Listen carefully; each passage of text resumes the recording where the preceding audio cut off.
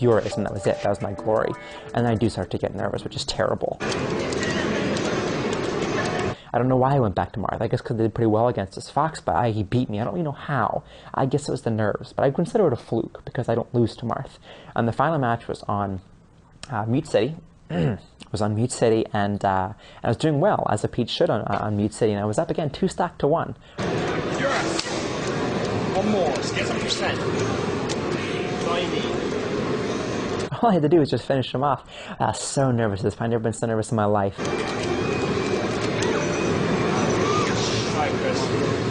My hands were physically shaking. They were covered with sweat, and they were shaking, and I couldn't play, and I'm sorry to John. I know that I am. I was clumsy, and I must have been obvious, and he beat me. God damn, I fucking suck. Good games.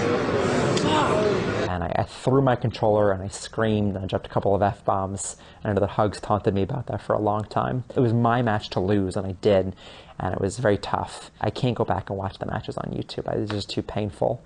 But I do think things would have been different for me if I beat him. I think everything would have been different. Ozan, you did fantastic this tournament. I know it was a real heartbreaker to lose to Ken in the second set on the 5th match, but you won $1,000 for second place. I'd really like to hear about your match with Ken in the finals, in the winners' finals, 1 versus 1. It was like I was facing Neo. Because he had all the mind games. He knew everything I was going to do.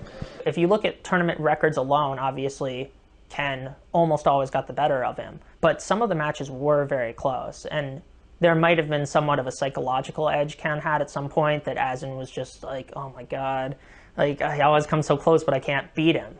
I'm here at MLG Atlanta with Ken and Isaiah, the winners of the doubles for the Eastern Regional Conference. Husband and wife both